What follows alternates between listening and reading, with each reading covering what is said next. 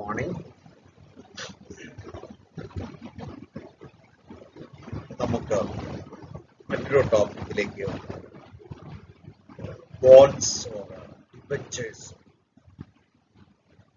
The last videos seen two instruments of capital market, including equity share and preference share. But let's see bonds, the details of bonds or debentures. എന്താണ് ഈ bones അല്ലെങ്കിൽ debenture എന്ന് പറയുന്നത്? ഇതാണ് നമുക്ക് ആദ്യം മനസ്സിലാക്കേണ്ടത്. ഇത് ഒരു ക്രെഡിറ്റർഷിപ്പ് സെക്യൂരിറ്റി എന്ന് ഇതിനെ പറയും.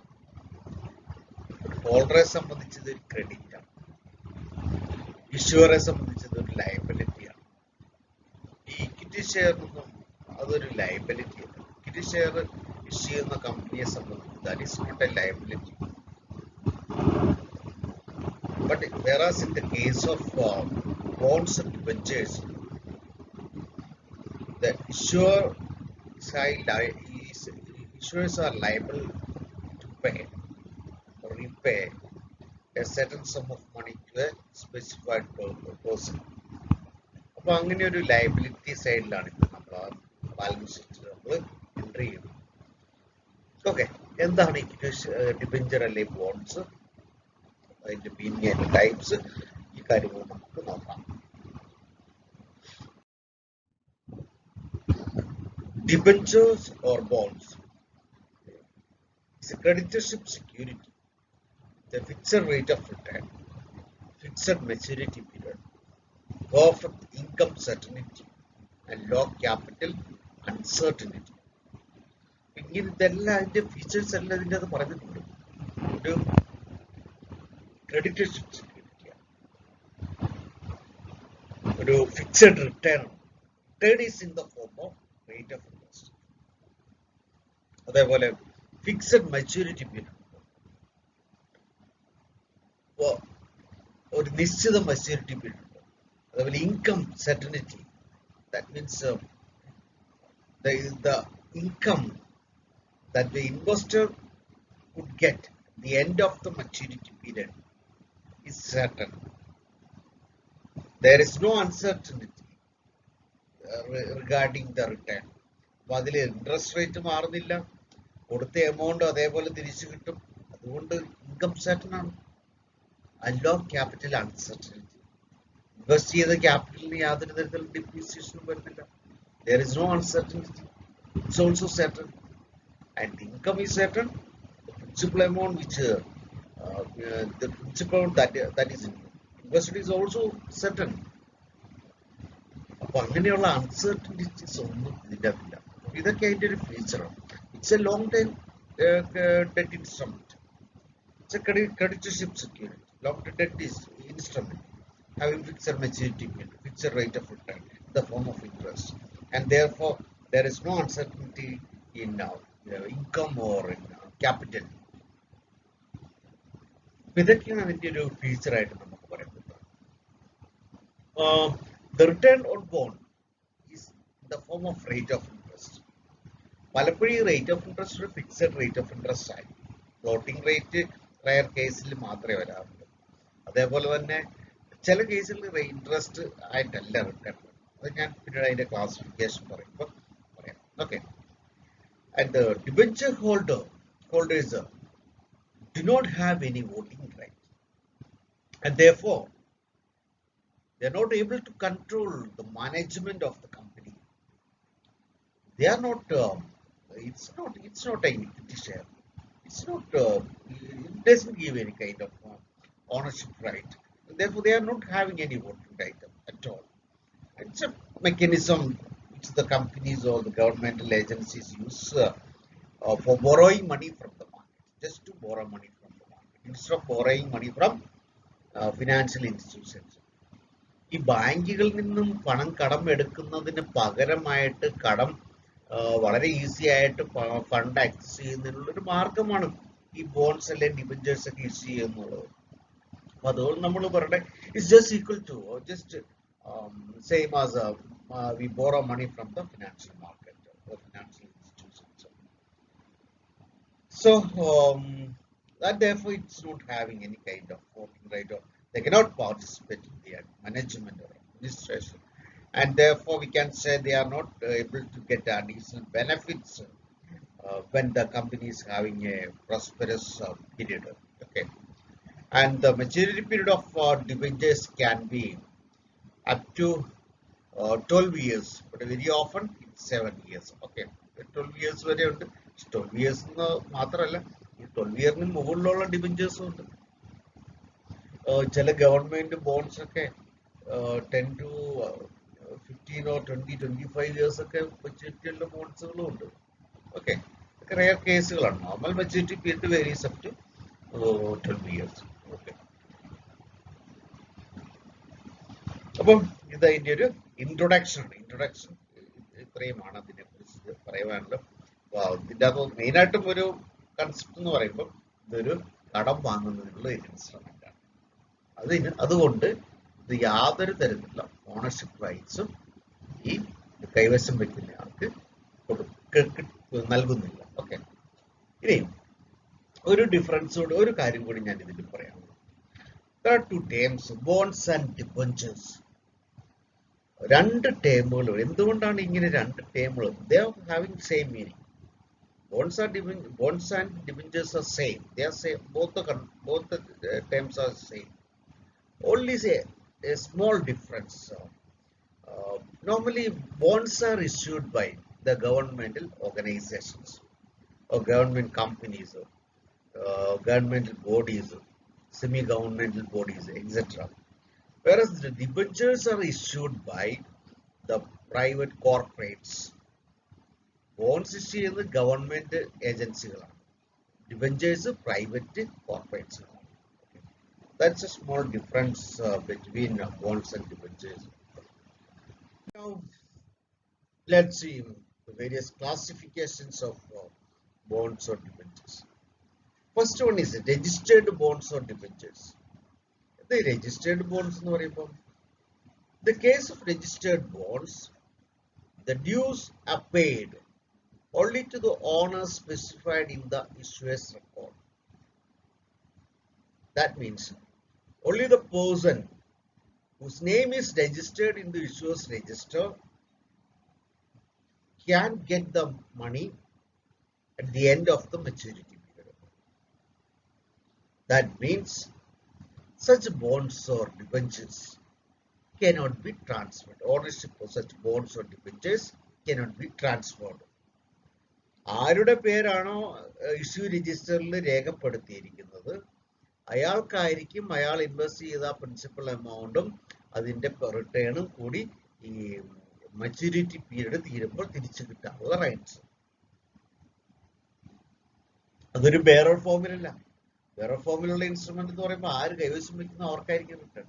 It's not a bearer instrument. അപ്പൊ അങ്ങനെയുള്ള ബോണ്ട്സിനെയാണ് നമ്മൾ രജിസ്റ്റേർഡ് ബോണ്ട്സ് ആൻഡ് ഡിബഞ്ചേഴ്സ് എന്ന് പറയുന്നത്. Okay, opposite to this one is bearer bonds or debentures.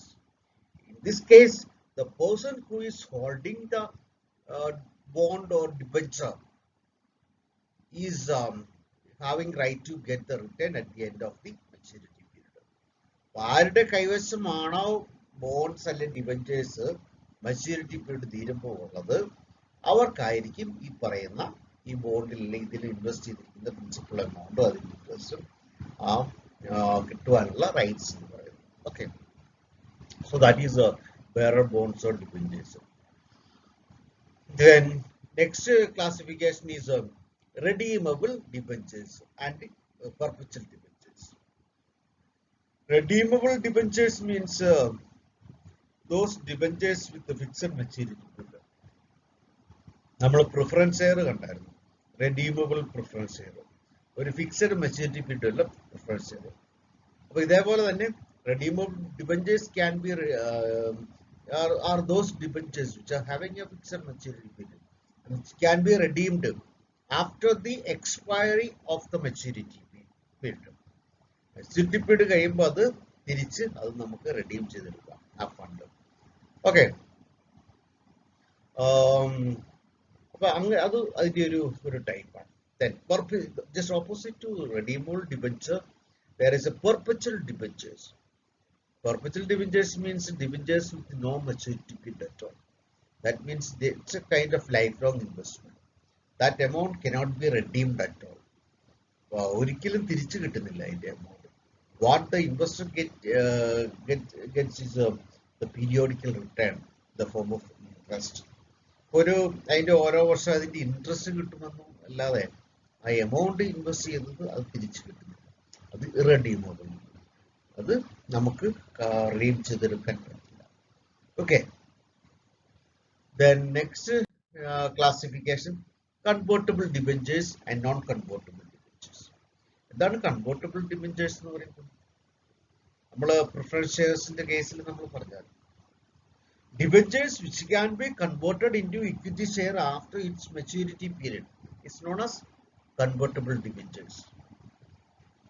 Convertible debentures are again classified into two: partially convertible and fully convertible. Partially convertible, in the case of partially convertible debentures, only part of the debentures can be converted into equity shares. Whereas fully convertible debentures, in the case of fully convertible debentures, the whole debentures or bonds can be converted into equity share. ഇതാണ് അതിന്റെ difference. Convertible debenture എന്ന് പറയുമ്പോൾ the debentures which can be converted into equity share after a specified period of time, and this can be partially convertible അല്ലെങ്കിൽ fully convertible. Partially convertible എന്ന് പറയുമ്പോൾ അതിന്റെ ഒരു നിശ്ചിത ശതമാനം മാത്രമേ അത് നമുക്ക് equity share ആയിട്ട് കൺവേർട്ട് ചെയ്യാൻ പറ്റും. fully convert എന്ന് പറയുമ്പോൾ എന്താണ്, the whole debentures or bonds can be converted into equity share. Okay, the opposite of that is non-convertible debentures. Non-convertible debentures are those debentures which cannot be converted into equity share. Equity share ആയിട്ട് convert ചെയ്യാൻ പറ്റാത്ത debentures. That means in the case of non-convertible debentures, the principal amount will be redeemed after the maturity period. Okay, അതിന് ഈ പറയുന്ന കൺവേർട്ടിബിലിറ്റി ഇല്ല. Then callable bonds or debentures. The callable bond is a bond with call option, in which the issuer is having a right to call back the debentures before its maturity expires. അപ്പം maturity period തീരുന്നതിന് മുമ്പ് തന്നെ അത് issue ചെയ്യുന്ന ഏജൻസിക്ക് അത് തിരിച്ചു വാങ്ങിക്കുവാനുള്ള rights ഉള്ള ഡിബെഞ്ചേഴ്സിനെയാണ് നമ്മൾ കോളബിൾ ബോൺസ് അല്ലെങ്കിൽ ഡിബെഞ്ചേഴ്സ് എന്ന് പറയുന്നത്. ഫോർ എക്സാമ്പിൾ, ഒരു 12 years മെച്യൂരിറ്റി ഉള്ള ഒരു ഡിബെഞ്ചർ അല്ലെങ്കിൽ ബോൺസ് അല്ലെങ്കിൽ ഒരു കമ്പനി ഇഷ്യൂ ചെയ്യും. അപ്പൊ 12 years ഒരു ഡ്യൂറേഷൻ ആണ് അത് പറഞ്ഞിരിക്കുന്നത്. പക്ഷെ കമ്പനിയെ സംബന്ധിച്ച് അതിന് മുമ്പ് കമ്പനിക്ക് എക്സസ് ഫണ്ട് ഒരുപാട് വന്നു. പിന്നെ കമ്പനിക്ക് ഈ പറയുന്ന ഇൻട്രസ്റ്റ് കൊടുക്കേണ്ട ആവശ്യമില്ല. കമ്പനി ആ ബോണ്ട് തിരികെ വാങ്ങി അവർ ഇൻവെസ്റ്റ് ചെയ്ത പ്രിൻസിപ്പൽ എമൗണ്ട് തിരികെ കൊടുക്കും. അപ്പൊ അങ്ങനെയുള്ള ബോൺസിനെയാണ് നമ്മൾ callable bonds debentures. Bonds with call option can be called back before its maturity expires. Okay. Then another type of bond is a zero coupon bond or zero interest bonds. This is another important type of bonds or debentures in which the bonds are issued at deep discount to its face value and matures at face par or face value. ഇതിന്റെ interest അല്ലേ ഈ deep discount bonds അല്ലെങ്കിൽ zero coupon bond അല്ലെങ്കിൽ zero interest bond. Zero coupon rate എന്നൊക്കെ പറയുമ്പോൾ rate of interest എന്നാണ്, interest rate എന്നൊക്കെയാണ് ഉദ്ദേശിക്കുന്നത്, കൂപ്പൺ റേറ്റ്. അപ്പൊ സീറോ കൂപ്പൺ ബോണ്ട്സ് അല്ലെങ്കിൽ സീറോ ഇൻട്രസ്റ്റ് ബോണ്ട്സ് ഒരു ഇൻട്രസ്റ്റ് കിട്ടാത്ത ബോണ്ട്സ് ആണ്. അപ്പൊ ഇൻട്രസ്റ്റ് കിട്ടാതെ നമ്മൾ എന്തിനാണ് പിന്നെ അവിടെ ഇൻവെസ്റ്റ് ചെയ്യുന്നത്? നമ്മൾ നേരത്തെ പറഞ്ഞു ബോണ്ടിൽ ഇൻവെസ്റ്റ് ചെയ്യുന്നതിലൂടെ നമുക്ക് കിട്ടുന്ന റിട്ടേൺ എന്ന് പറയുന്നത് റേറ്റ്, അതിന്റെ ഇൻട്രസ്റ്റ് ആണ്. പക്ഷെ ഇൻട്രസ്റ്റും ഇല്ലെങ്കിൽ പിന്നെ എന്താണ് അതിൽ നിന്നുള്ള ലാഭം? അതാണ് മറ്റൊരു ഇതിന്റെ പ്രത്യേകത. They are issued at a deep discount to its face value. Discounted പ്രൈസിലാണ് ഇത് ഇഷ്യൂ ചെയ്യുന്നത്. 100 രൂപ വിലയുള്ള ഒരു ബോണ്ട്, അത് ചിലപ്പോൾ അതിൻ്റെ ഒരു 10% അല്ലെങ്കിൽ 15% ഡിസ്കൗണ്ട്. 15% ഡിസ്കൗണ്ട് എന്ന് പറയുമ്പോൾ 100 രൂപ വിലയുള്ള ആ ബോണ്ട് അയാൾക്ക് വാങ്ങുന്നയാൾക്ക് 85 റുപ്പീസിന് അയാൾക്ക് കിട്ടും. അങ്ങനെ അത് അത്രയും ആ ഡിസ്കൗണ്ടഡ് പ്രൈസിനാണ് അത് ഇഷ്യൂ ചെയ്യുന്നത്. And they are redeemed at face value. പക്ഷെ അത് തിരിച്ചു കൊടുക്കുമ്പോൾ അയാൾക്ക് എന്ത് കിട്ടും? ആ ഫേസ് വാല്യൂവിന് ഈക്വൽ ആയിട്ടുള്ള എമൗണ്ട് കിട്ടും. അത് എന്ന് വെച്ചാൽ 100 രൂപയും അയാൾക്ക് കിട്ടും. അയാൾ വാങ്ങുമ്പോൾ എന്താണ്? ഡിസ്കൗണ്ടഡ് പ്രൈസ് ആണ്, 85 രൂപ കൊടുത്താൽ മതി. അത് തിരിച്ചു കൊടുക്കുമ്പോൾ എന്താണ്? ഇയാൾക്ക് 85 രൂപയുടെ സ്ഥാനത്ത് 100 രൂപ അയാൾക്ക് തിരിച്ചു കിട്ടും. And that difference is profit on investing in such bonds. ഈ ഇപ്പൊ തമ്മിലുള്ള ആ ഡിഫറൻസ് ആണ് ആ ഇൻവെസ്റ്ററെ സംബന്ധിച്ചുള്ള ലാഭം എന്ന് പറയുന്നത്. The differences between the discounted price and its face value, that is a profit that the investor could get from the investment. അപ്പം ഇത് എങ്ങനെയുള്ള ബോണ്ട്സിനെയാണ് അല്ലെങ്കിൽ ഡിബഞ്ചേഴ്സിനെയാണ് നമ്മൾ ഡീപ് സീറോ കൂപ്പൺ ബോണ്ട് അല്ലെങ്കിൽ സീറോ ഇൻട്രസ്റ്റ് ബോണ്ട്സ് എന്നൊക്കെ പറയുന്നത്. അപ്പം they are the bonds without any interest as return, and they are issued at deep discount price and redeemed at face value. Okay. Then another type of bond is sinking fund bond. ഇത് മറ്റൊരു variety rare ആയിട്ടുള്ള ഒരു type of bonds ആണ്. In this case, the issuer redeems fraction of issue every year, so that at the end of the maturity the issuer need to pay only part of the remaining principal amount. They need to pay the liability, though the burden of repayment is reduced or it is minimized through periodical repayment. ഒരു ഒറ്റയടിക്ക് ഇത്രയും amount കൊടുക്കുന്നതിൽ എത്രയും നല്ലതാണ് കമ്പനിയെ സംബന്ധിച്ച് പീരിയോഡിക്കലായിട്ട് ചെറിയ എമൗണ്ടുകൾ ഇങ്ങനെ കൊടുത്തുകൊണ്ടേയിരിക്കും, തിരിച്ചു കൊടുത്തുകൊണ്ടേയിരിക്കും. അപ്പൊ അങ്ങനെയുള്ള ബോണ്ട്സിന് പറയുന്ന പേരാണ് സിങ്കിങ് ഫണ്ട് ബോണ്ട്സ്. അപ്പം sinking fund bonds are those bonds in which the issuer redeems a fraction of issue each year, so that a small part of principal remains at the end of the maturity, and that is the company should repay only that amount at the end of the maturity. അപ്പം വളരെ ചെറിയ amount മാത്രമേ അവസാനം കൊടുത്തു തീർക്കാൻ ബാക്കി വരികയുള്ളൂ. അങ്ങനെയുള്ള ബോണ്ട്സിനെയാണ് നമ്മൾ സിങ്കിങ് ഫണ്ട് ബോണ്ട്സ്. ഇനി മറ്റൊരു ബോണ്ടാണ് floating rate bond. Floating rate എന്ന് പറയുമ്പോൾ എന്തായിരിക്കും?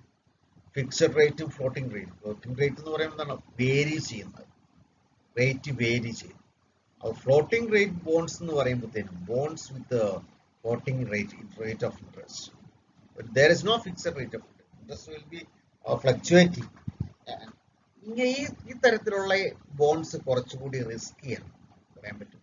അപ്പം because its rate of return is varying continuously, and therefore we can say floating rate bonds are those bonds with the fluctuating rate of interest as return. Or a fixed rate of interest അല്ല, rate of interest fluctuate ചെയ്യുന്നത്. SBI ഒക്കെയാണ് ആദ്യം ഇത് introduce ചെയ്തത്.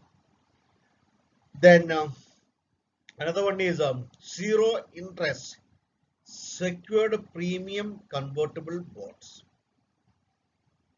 Zero interest secured premium convertible bonds are those bonds which are issued at discounted price and can be converted into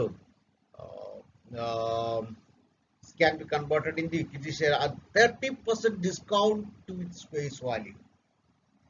എന്ന് വെച്ചാൽ face value market value. Okay. Market വാല്യൂവിനെ കഴിഞ്ഞ് 30% കുറഞ്ഞ വിലയിൽ ഈ പറയുന്ന ബോണ്ട്സിനെ ഇക്വിറ്റി ഷെയർ ആയിട്ട് കൺവേർട്ട് ചെയ്യാൻ പറ്റും. അപ്പോൾ ഒരു ഷെയർ നമ്മൾ ഇൻവെസ്റ്റ് ചെയ്തേക്കണം, അല്ല ഒരു ബോണ്ട് ഒരു 1000 റുപ്പീസ് ഒരു ബോണ്ടിന്റെ പ്രൈസ് നമ്മൾ ജസ്റ്റ് അസ്യൂം ചെയ്യും, മാർക്കറ്റ് വാല്യൂ. അപ്പൊ അതിന്റെ 30% ഡിസ്കൗണ്ടിൽ കമ്പനി ആ ബോണ്ടിനെ നമ്മൾ കൺവേർട്ട് ചെയ്യാൻ തീരുമാനിച്ചു. അപ്പൊ നമ്മള് 1000 രൂപ വെച്ച് 10 ബോണ്ട്സ് ആണ് നമ്മുടെ കേസിൽ. That means you have invested the asset valuing 10,000 rupees. 10,000 രൂപയ്ക്ക് മൂല്യമുള്ള ബോണ്ട്സ് ആണ് നമ്മുടെ കേസിൽ 10 ബോണ്ട്സ്. അപ്പോൾ ഒരു 30% ഡിസ്കൗണ്ടിൽ അവരത് കൺവേർട്ട് ചെയ്യാൻ തീരുമാനിച്ചു. 30% ഡിസ്കൗണ്ട് എന്ന് പറയുമ്പോൾ എന്തായിരിക്കും? എത്ര രൂപ അവർക്ക് ചിലവാകും? അപ്പോൾ 7,000 രൂപയ്ക്ക് ഇക്വലന്റ് 7,000 രൂപയ്ക്ക് ഈ പറയുന്ന 10 ബോണ്ട്സ് അവർ ഇക്വിറ്റി ഷെയർ ആക്കി മാറ്റി തരും.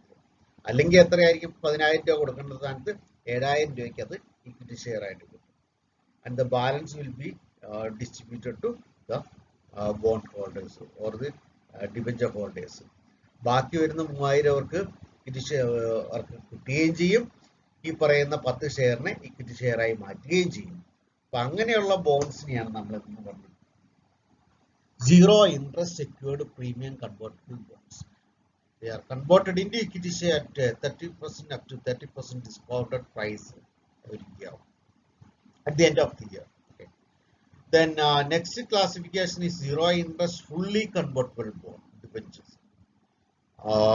നമ്മൾ നേരത്തെ പറഞ്ഞ ഡിബഞ്ചേഴ്സിനെ ഫുള്ളി കൺവേർട്ടബിളും പാർഷ്യലി കൺവേർട്ടബിളും ഉണ്ട്. Zero interest may be discounted പ്രൈസിലും fully convertible can be converted fully into all debentures are converted into equity shares. That such equity shares are not having any return in the form of interest. They are issued at a discounted price. Then next one is municipal bonds or debentures. Such bonds or debentures are issued by municipal corporations to raise funds for the developmental purpose. ഗവൺമെന്റിൽ അർദ്ധ സർക്കാർ അല്ലെങ്കിൽ semi governmental organisations ഒക്കെയാണ് ഇങ്ങനെയുള്ള municipal bonds issue ചെയ്യുന്നത്. അത് മെയിനായിട്ട് അവരുടെ ഡെവലപ്മെന്റൽ നീഡ്സ് മീറ്റ് ചെയ്യുന്നതിന് വേണ്ടിയുള്ള ഫണ്ട് മൊബിലൈസ് ചെയ്യുന്നതിന് വേണ്ടിയാണ് അങ്ങനെയുള്ള ബോണ്ട്സ് ഇഷ്യൂ ചെയ്യുന്നത്. Okay, so these are the various classifications of bonds or debentures. അപ്പൊ ഇതിലും ചില മൾട്ടിപ്പിൾ വൺ വേർഡ് ഇതൊക്കെ ആയിട്ട് ഡെഫിനേഷനൊക്കെ ആയിട്ട് ചോദിച്ചിട്ടുണ്ട് ക്ലാസിഫിക്കേഷൻ. അപ്പൊ അതൊക്കെ കൃത്യമായിട്ട് ഓർത്തിരിക്കുക ഓരോ ക്ലാസിഫിക്കേഷൻ. നമ്മൾ കുറെ ഇതൊക്കെ എന്ന് പറഞ്ഞാൽ നമ്മൾ പ്രിഫറൻസ് ഷെയറിന്റെ ക്ലാസിഫിക്കേഷന്റെ അതേ വേർഡിങ് തന്നെയാണ് ഇതിലും കുറെ വന്നിരിക്കുന്നത്. ഓക്കെ, അപ്പം നിങ്ങളിത് കേട്ട് നോക്കുക. അപ്പൊ നമുക്ക് എന്തെങ്കിലും സംശയങ്ങൾ നിങ്ങൾക്കുണ്ടെങ്കിൽ നമുക്ക് ഈ ആഴ്ച വ്യാഴാഴ്ച അല്ലെ വെള്ളിയാഴ്ച ഒരു ലൈവ് ക്ലാസ് ഈ ആഴ്ച ഉണ്ടാവും. നമുക്ക് ഇതിനെക്കുറിച്ച് ചർച്ച ആവാം. ഓക്കെ, അപ്പോൾ ഇന്നത്തെ ക്ലാസ് ഇവിടെ ഞാൻ അവസാനിപ്പിക്കുകയാണ്. നിങ്ങളിത് കൃത്യമായിട്ട്